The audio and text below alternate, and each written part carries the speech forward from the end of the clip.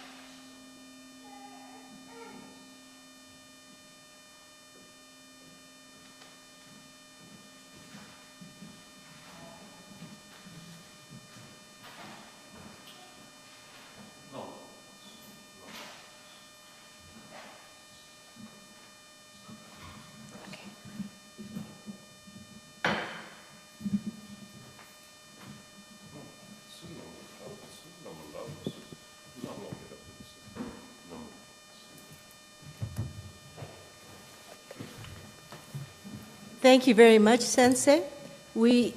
Today we are celebrating a special day. This is Gotan-e, and it is the birthday of Shinran Shonin. He was born in 1173 into the Hino family, a minor branch of the Fujiwara clan, which had dominated political and cultural life at the imperial court in Kyoto for 2 centuries. Shinran's father, Arinori, was a low-ranking courtier in the office of the Empress Dowager, and his uncles were also active at court. And Shinran Shonin is the founder of our sect. And I'm just going to read you a little quote from him. "The radiant light, unhindered and inconceivable, eradicates suffering and brings realization of joy. The excellent name, perfectly embodying all practices, eliminates obstacles and dispels doubt. This is the teaching and practice for our era. Devote yourself solely to it." But I'd like again to thank you for coming to the service. We have Kathy Kumagai, who is our organist, and of course, Reverend Gibbs, who will lead us in the service and the Dharma talks. The flowers today were done by Jose Salcedo, our Ikebana teacher, and we really thank him for doing it. And the streaming of the service is done, of course, by Alan Goto and Kathy Kumagai. And now Sensei will lead us first in the chanting of the Shinshin Rai, then the pronouncement of the service, and that will be followed by the sutra chanting, Juni Rai, on page 49.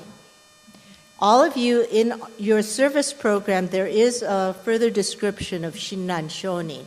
So please go ahead and read it. Thank you.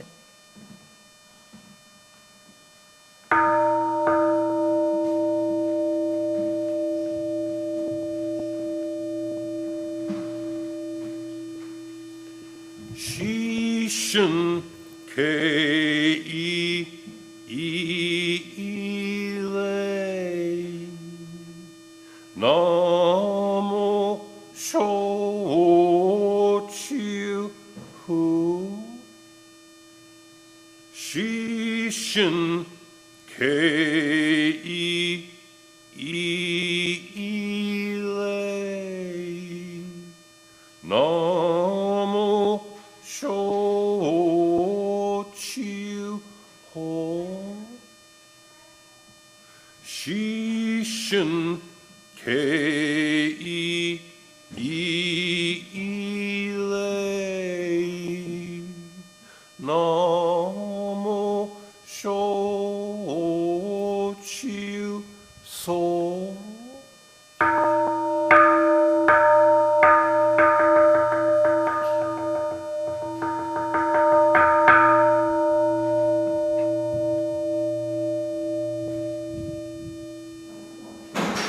Today, on this occasion of the year 2023, Gotan-e, commemorating Shinran's 850th birthday, the members of our temple, our friends, our guests reverently repeat our reliance upon the three treasures of the truth.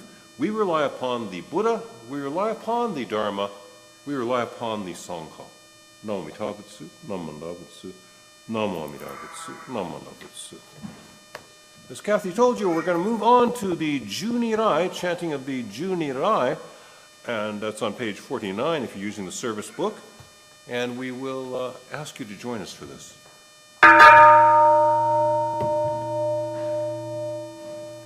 Keishu Tenin Shokugyo Amida Senryo Dokuson Zaihi Mimeo Anrako Muryo Bushi Shui Neo Onjiki Shinjo Nyo Tenno Shama Tagyo Nyo Dobu Ryomoku Jonyaku Shonenge Koga Chorai Mida Son Menzen Enjonyo Mangats Iko Yunyo Tenichi Gats Shonyo Tenku Kushila Koga Chorai Mida Son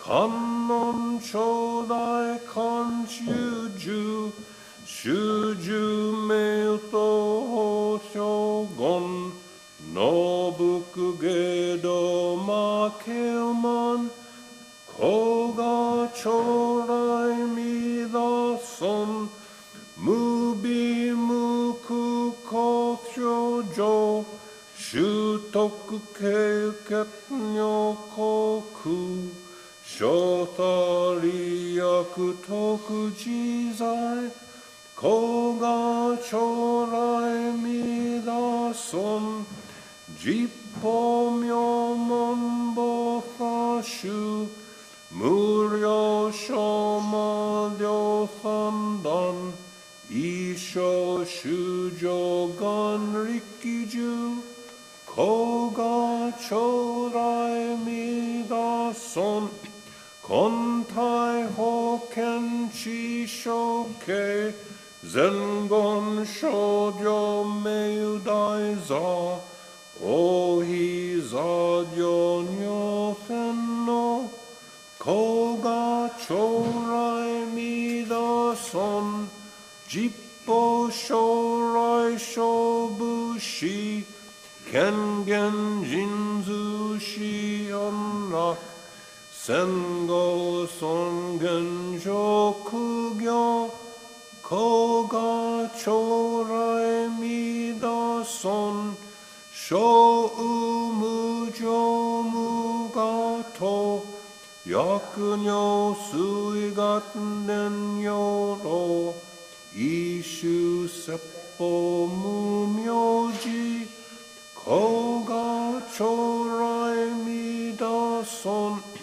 Hison Buset Mu Akumyo Yakumunyonin akudofu Shunin shishin kyohi son Hoga chorai mida son Hi son mulyo ho benkyo Mu shoshu akuchi shiki Ojo fu tai shi bodai Koga chorai mida son Ga setten hi son kudokuji Shuzen muhen nyokai sui Shogyaku zengon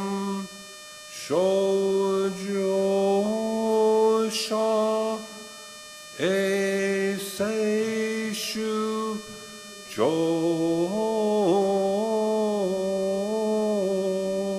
shohi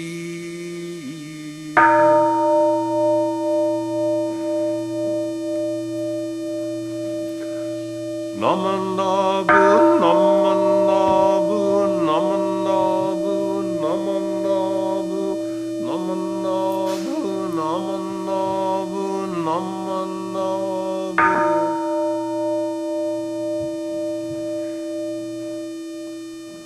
Ganiya shikudoku, Jodo sei isai, Don monai shin onyo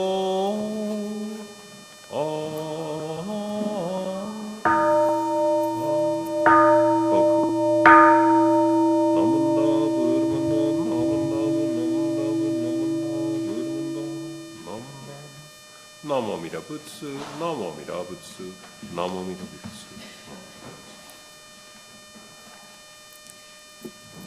Next, we will have Oshoko by the representatives. First, I'll have Dharma School.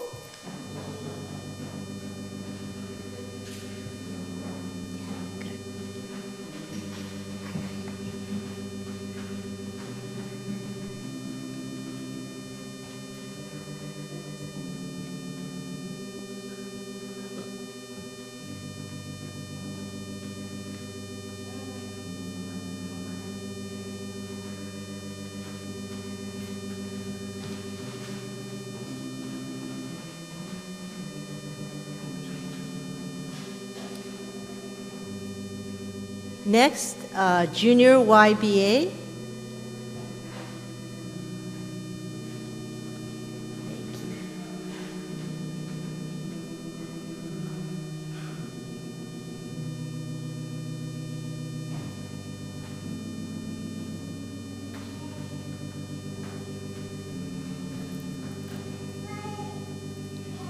Buddhist Women's Association.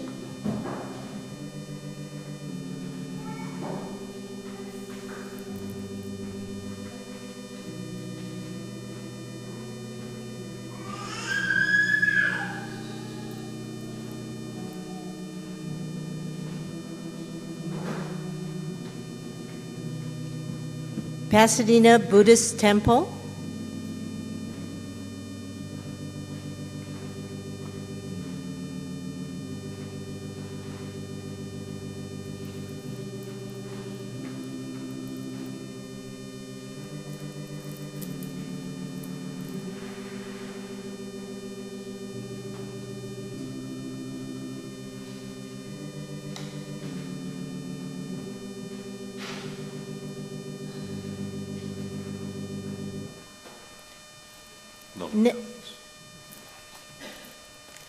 Next, we will have the Dharma message by Reverend Gregory Gibbs.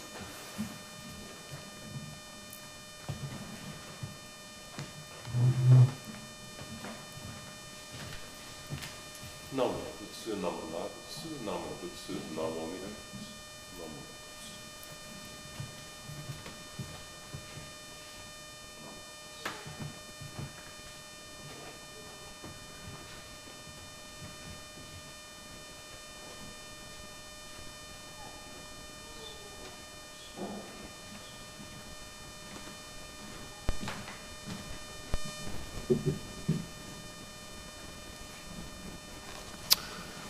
Well, good morning. Thank you for attending or viewing this service. And for all of you who are mothers, happy Mother's Day. Before going further, allow me myself to thank the staff, as Kathy Mikuni already did. I will thank Kathy Mikuni for chairing the service, Kathy Kumagai for being our organist and providing tech support, Alan Goto for videography and tech support. As Kathy Mikuni mentioned, our main flower arrangement here is by the flower teacher, Jose Salcido. And you may notice it's particularly nice. The other two, I won't tell you who did them, but it wasn't Jose. They're good too. But Jose's really jumps out at you. I wish I knew how to do that. If I had 2 more lifetimes, that would be one of the things that I would study, would be a flower arrangement.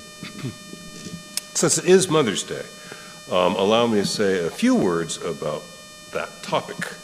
Now, not all mothers are good mothers, not all parents are good parents. But for the moment, for today, I only want to think about those who are or were good, nurturing, loving mothers. My mother was a good mother, and I am the person that she raised me to be. North Americans often seem to think that when you adopt a religion, that determines what kind of person you're going to become. The religion is expected to make you who you are. Mostly, our parents make us who we are. Partly through receiving our genetic material from our parents. More importantly, our parents make us who we are by how they treat us, by how they raise us, and by the examples they show us. So thanks to my mother, I grew up to be an accepting, open-minded Catholic. And so when I converted to being a Buddhist 16 years later, I became an open-minded, accepting Buddhist.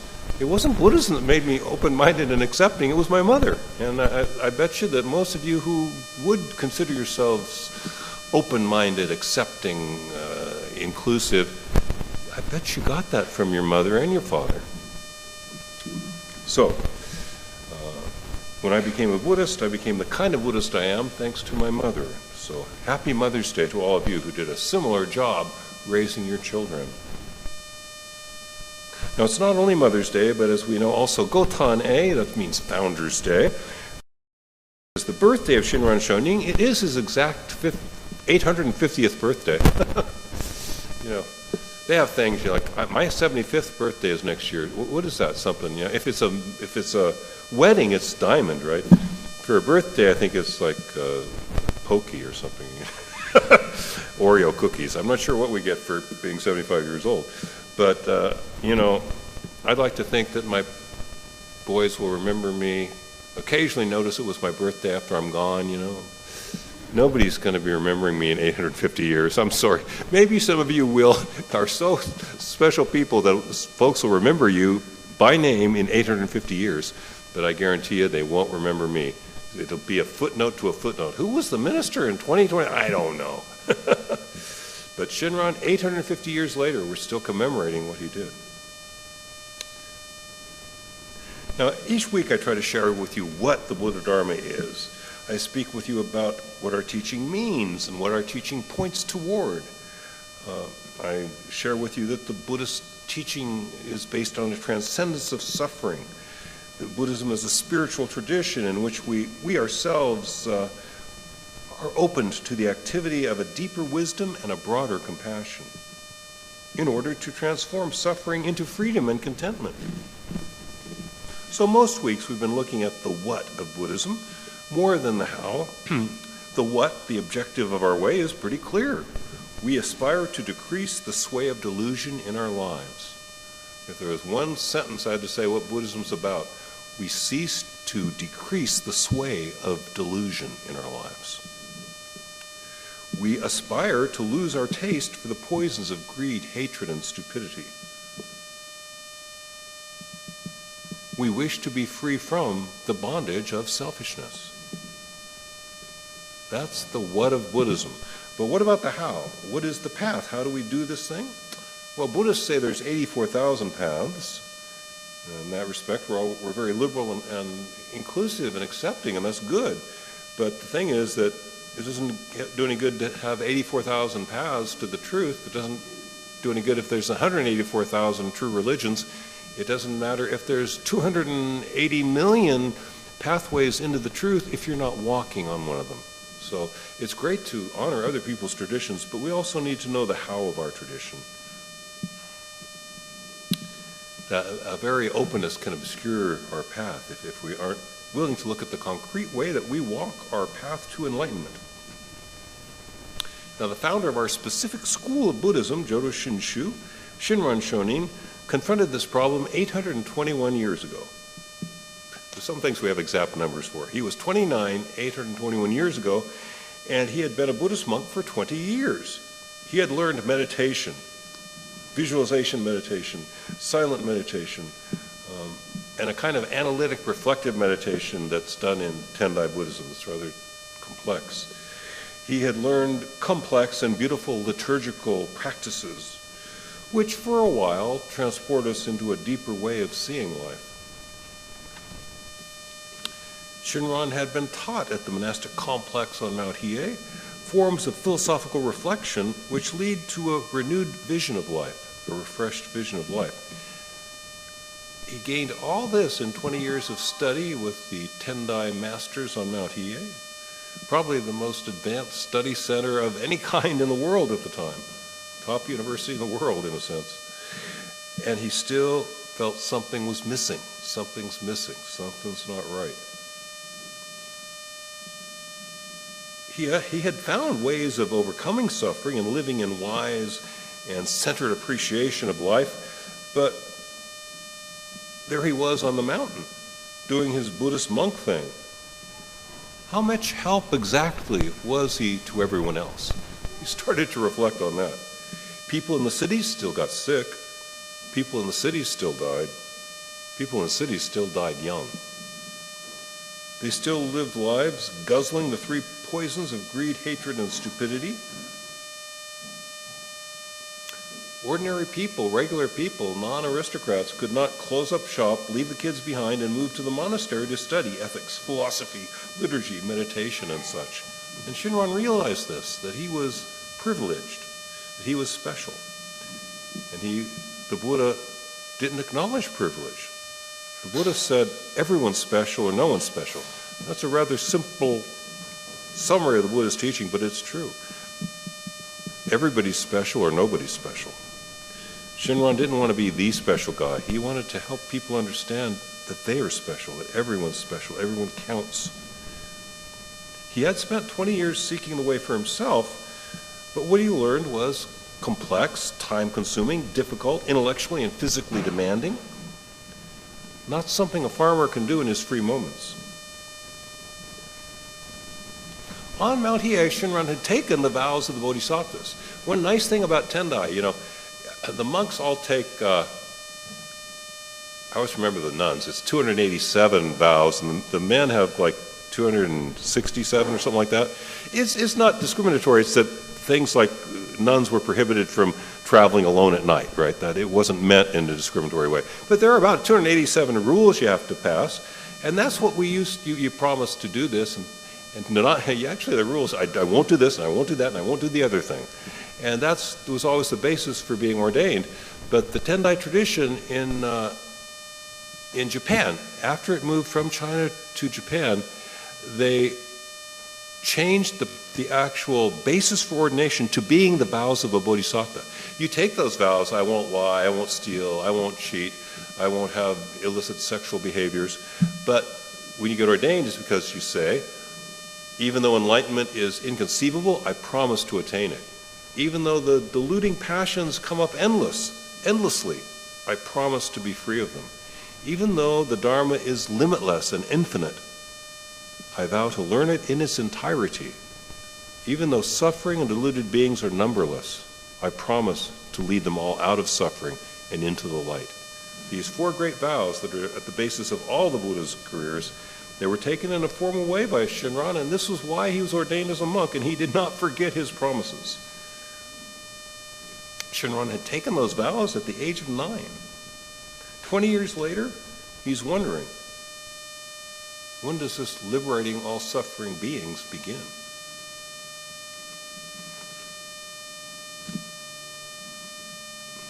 Shinran had a problem with waiting for the payoff for 20 years.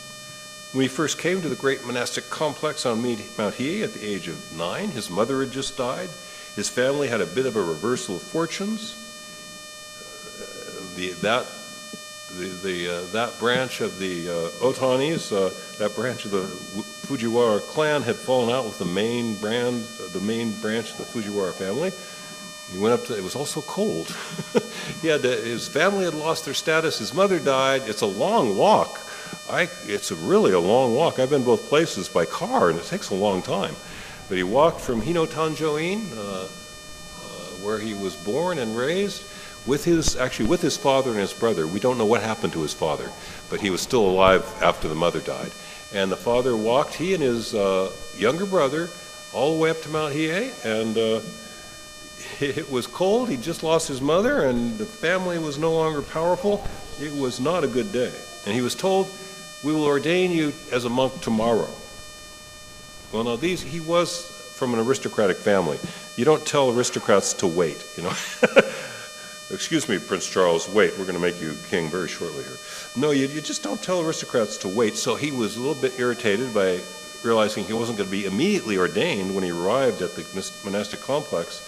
And so he went back to his cell, his room, and he wrote a poem. And I can't translate Japanese poems into poetic English, but the thrust of this poem that Shinran wrote and had sent to the chief abbot, again, indication this guy was an aristocrat. You know, 9 years old, he writes a poem and says, "Could you give this to the head of everything here?" Imagine if I tried that. No, they were important people, and so they walked over to Jien, the head of the Tendai denomination, and showed him the poem. And what the poem said was, "Those who wait for tomorrow forget that there could be a deadly storm in the middle of the night." So this was then given to Jien, and he reads it. "Those who wait for tomorrow forget that there could be a deadly storm during the night." And so Jien said, "Okay."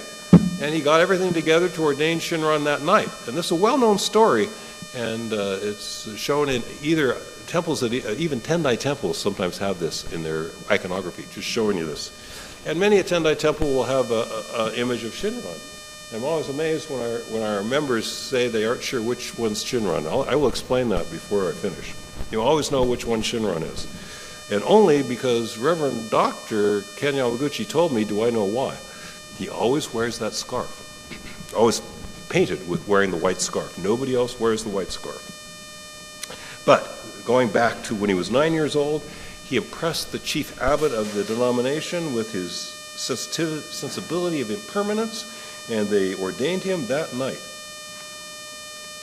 I'm going to jump ahead a little, 20 years. 20 years later, remembering he had made these vows to deliver all sentient beings, all living creatures to enlightenment when he was 9. Then he got ordained as a Buddhist monk. Then he learned to meditate, chant liturgy, do philosophical analysis, at which he excelled, and we'll come to that. He even may have done the rigorous physical training that you hear about, the marathon monks of Mount Hiei, most of whom die in the process. He may have done that. Some people think he did, those long pilgrimage. But, you know, he did excel at Mount Hiei. He did not fail. That's a myth. And one of the ways you know he excelled is when you look at his portrait over there to the far left of the Naijin.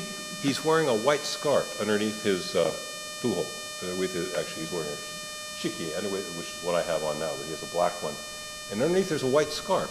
That scarf was an award that was given for excellence in doctrinal studies.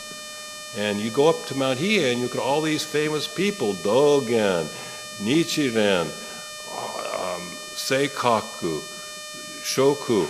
None of them have the white scarf. So Shinran was quite advanced in his understanding of Buddhism and was acknowledged as being so on Mount Hiei, and he still left. And he left because that didn't do you and me any good. Him being so advanced doesn't do much for me.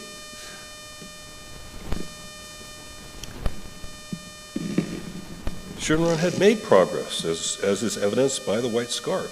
He had made progress for himself in becoming more calm, focused, insightful, kindly, wise.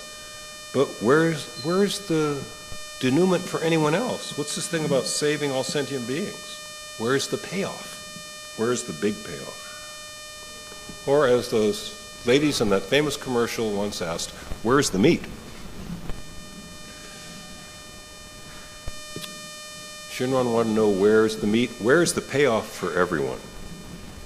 So Shinran resolved to go off on a 100-day retreat at Rokakudo and did so for 95 days, and on his 95th day of meditative concentration, he felt that he had received a message from the Bodhisattva of compassion, Kannon Bodhisattva, embodying herself as Shotoku Taishi. A little hard to put together, but he got a message, he got a spiritual message. The thrust of the message, there are texts, but the texts are all written many years later by one of his students and then by his wife, who we know only got it secondhand. So the exact nature of his experience and what he heard doesn't matter. What he saw was that Buddhism had to be more broad. And he left, he's on a 100-day retreat, and 95 days is enough. He got the point. He's going out to study with Honen, and Honen is developing what, for the first time in 800 years of Buddhist tradition, Honen is developing a non-celibate, non-monastic, ordained clerical status. Ministers, well, we have people like me. There were never people like me before. There were educated lay persons, there were monks and nuns. For 800 years, that's all there were. There were no scholars, there were no non-monk, non-nun scholars, you know. That's all much later, and it all started by Shinran and Honen, those two men at the turn of the 13th century.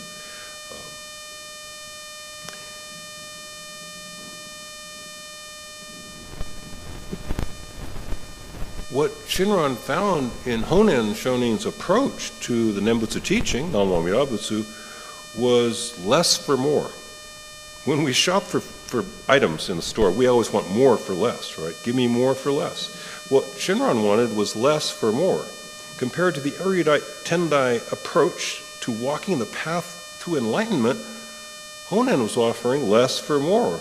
And this is just what Shinran was looking for, less mandatory meditation.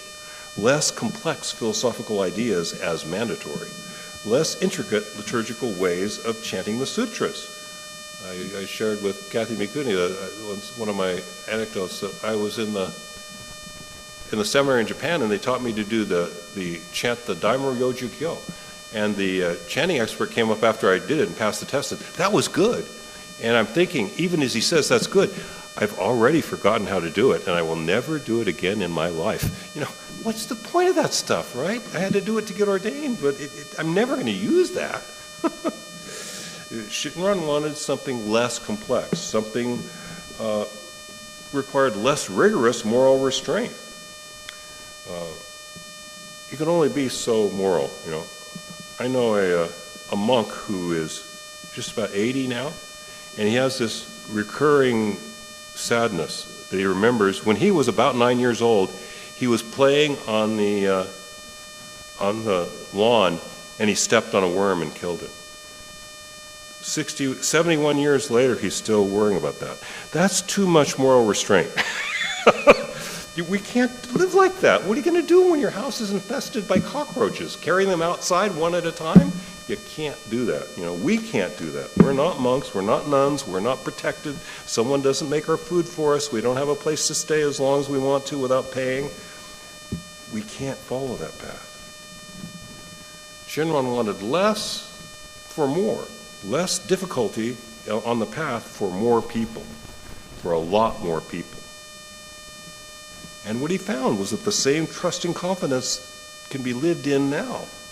And we can live with the same assurance of complete enlightenment at the end of this life, on this simple path of just saying the Buddha's name occasionally, Nammo Mirabutsu, opening our hearts and minds to this possibility, thinking about it occasionally.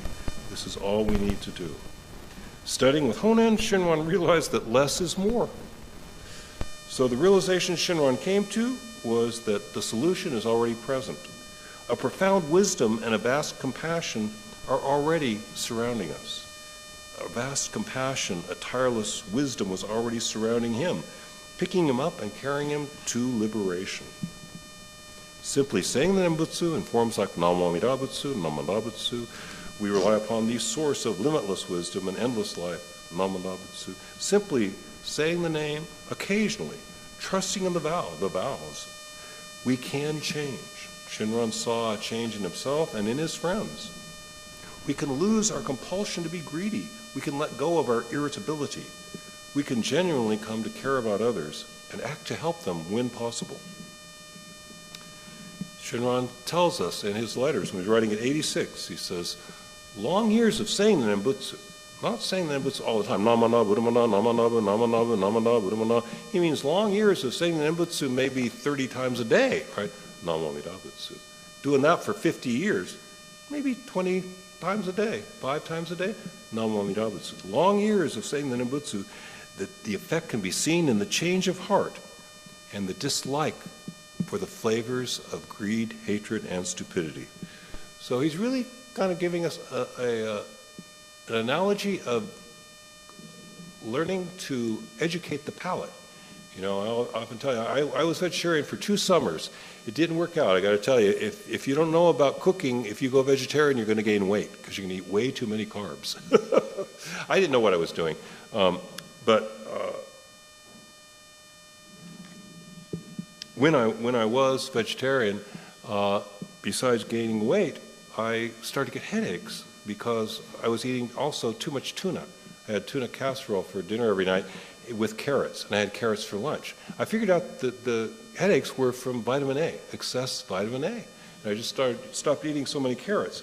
But the point is, I can't become one of these aristocrats who goes up on a mountain and is fed shojin ryori by lesser monks.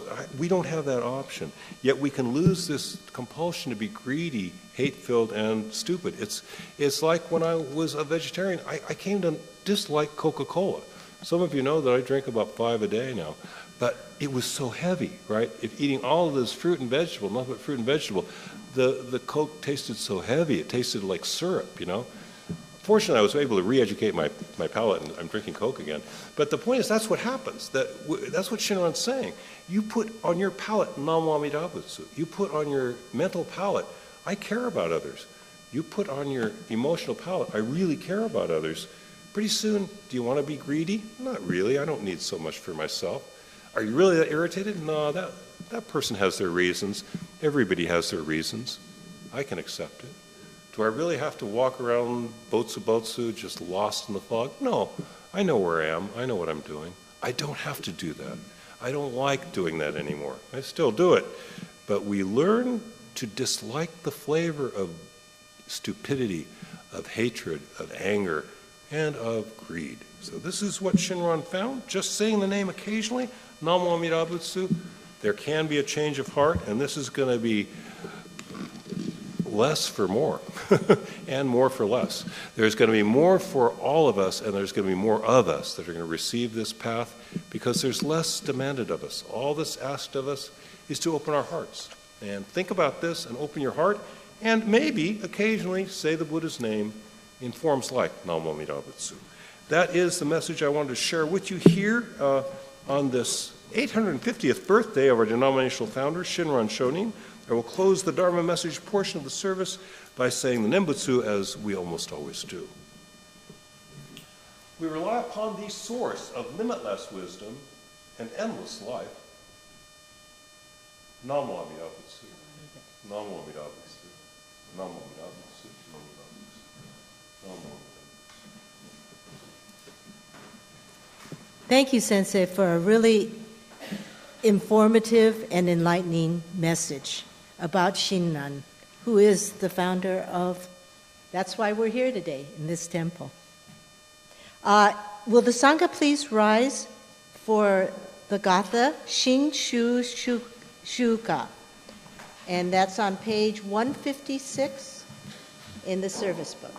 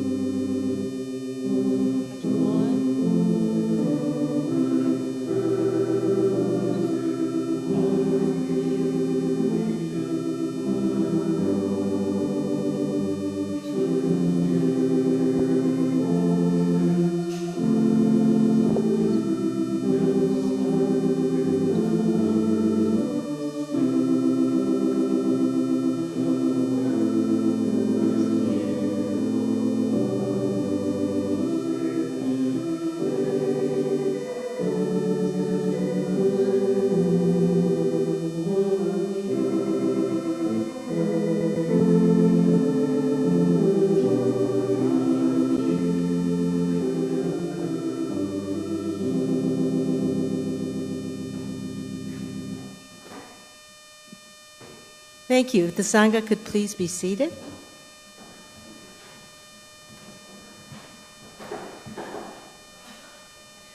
I'd like to once again acknowledge all the people who have helped to make this service possible, and that is Reverend Gregory Gibbs, Kathy Kumagai on the organ, and Alan Goto and Kathy Kumagai for streaming our service, and of course Jose Salcedo for doing those beautiful flowers on our altar.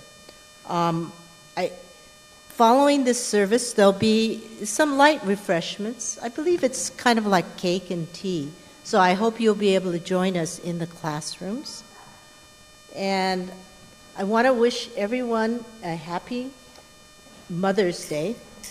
And I was just thinking about it, and I said, you know, we should really honor Shinran's mother. And his name, as she knew him, was Matsuwaka Maru. And happy Mother's Day to everyone. Do we have any announcements? Okay. Bingo dinner forms, which bingo dinner is on June 3rd, and the forms are due soon. May 24th, thank you. And also, kind of related to it is one of our people, their daughter is Miss PJCI, and there'll be a PJCI barbecue after service on June 4th. That's correct, at noon. So if you can support them as well, we'd appreciate it. Anyway, thank you very much. Happy birthday, Shinran, and happy Mother's Day. Happy Mother's Day. Yeah, and happy Mother's Day to all of you who might have some animal buddies. So, okay, happy Mother's Day. Thank you.